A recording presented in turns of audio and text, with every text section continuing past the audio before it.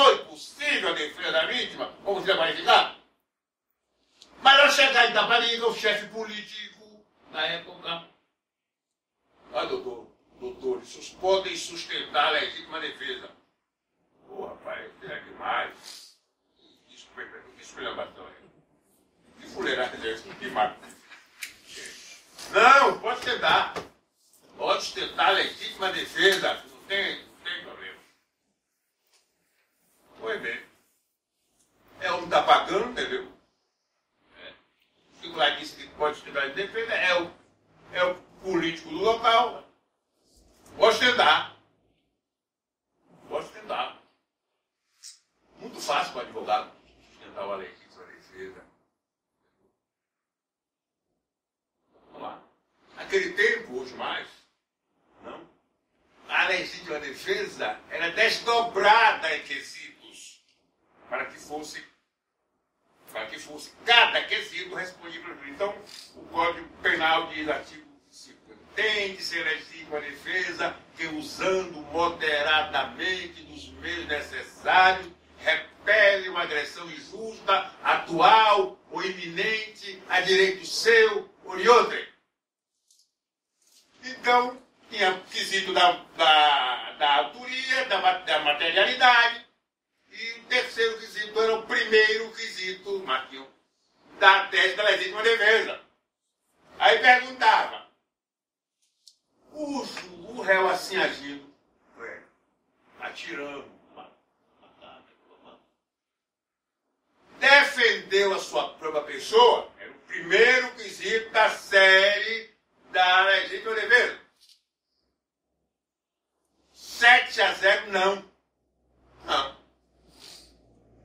Derrubou logo a legítima defesa do homem, o júri aí agiu com uma consciência meio tranquila, entendeu?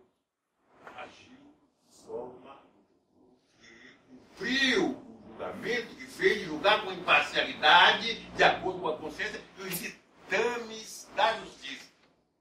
Mas, digamos, Sade argumentando que esse político tivesse realmente a importância que ele pensava que tinha. Já houve casos assim, e absolvesse. Eu pergunto, foi para isso que o júri foi criado? Para proteger em qualquer circunstância a liberdade do cidadão?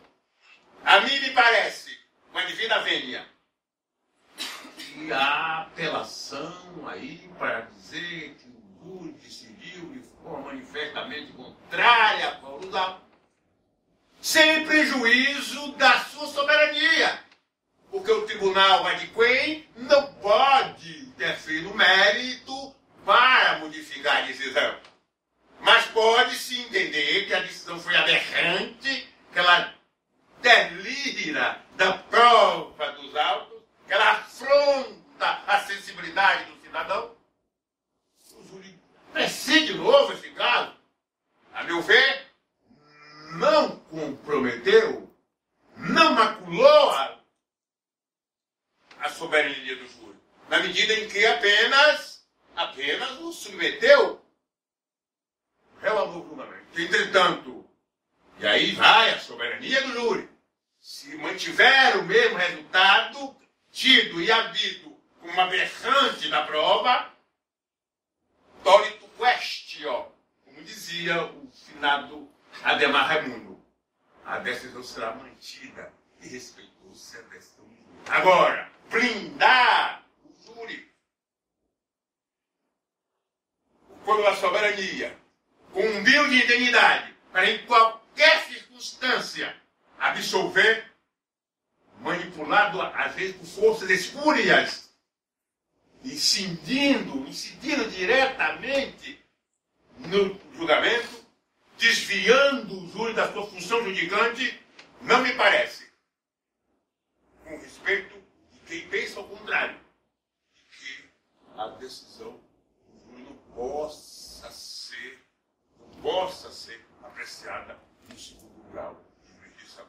Seria interessante se a decisão sobre o novo júri fosse proferida também por um tribunal popular. O que é interessante. interessante Você notar, deixaria a decisão no âmbito popular ainda. o que é interessante notar é que, nesse segundo julgamento, não poderá funcionar sequer um jurado que funcionara no júri anterior, certo?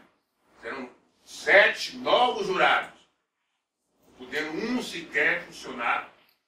Mas quando você manda para o segundo grau, para o tribunal popular, isso você está submetendo o juízo sobre a justiça do júri, se ele julgou de acordo com a prova dos autos, se a decisão é absurda, se é arbitrária, está tirando essa decisão do âmbito. O que a lei diz, não será, evidentemente, qualquer contradição com a prova, não será qualquer divergência probatória, porque a tendência é respeitar a decisão do júri. O júri julga de consciência, julga de parcialidade, pelo menos é esse o julgamento que fala. E há uma soberania do segundo a qual, entendeu? Acima dela, bom, que é soberano? Soberano é o poder acima do qual nada mais se concebe. Disse que não se pode mexer com a decisão do júri, porque a soberania do júri está no capítulo, digamos assim, o júri está com cláusula pétrea, artigo 60, parágrafo 4º da Constituição Federal. Mas a presunção de inocência também é cláusula pétrea. A inadmissibilidade de provas colhidas de forma ilícita também é cláusula pétrea. Mas tem sua flexibilidade. Uma das discussões mais acerbas é a respeito da problemática da prova ilícita no processo penal. A prova ilícita ou ilegítima, ilícita quando afeta norma de natureza material e ilegítima quando afeta norma de natureza processual. Mas o próprio Supremo Tribunal Federal, às vezes, o próprio Supremo, os tribunais nem se falam, por conta do princípio emanado da doutrina alemã, da proporcionalidade, onde haverá de só pesar os interesses em jogo e fazer valer o princípio da preponderância dos interesses. Por exemplo, a rigor, porque a Constituição diz que a prova ilícita não serve como prova. Mas, através da interceptação telefônica não autorizada, vale dizer, uma prática até delituosa, porque a lei que regulamenta prevê como crime, no artigo 10, a prática de obter a prova ilícita. Muito bem. Então, a interceptação telefônica, que ali abre uma exceção à Constituição, telefônica, salvo quando autorizada pela autoridade judiciária. Não sendo autorizada, ela é uma prova ilícita, porque vulnera norma de direito material. Mas, através de uma interceptação telefônica não autorizada judicialmente, colhe-se dados que conduzem, por exemplo, a um covil de cobras, de traficantes. A polícia vai lá, faz a apreensão da droga e até prende. Bom, está tudo certo. Tudo certo. A apreensão da droga, o material. Mas dir-se-ia que essa prova não serve porque derivada por conta do princípio da árvore envenenada. Fruits of the poisonous tree. Fruto da árvore envenenada. A prova ilícita por derivação. Se tem uma busca, uma apreensão formalmente perfeita, a busca e a apreensão formalmente perfeita, mas o objeto apreendido foi chegou-se a ele através de forma espúria. Depende, dizem os tribunais, depende.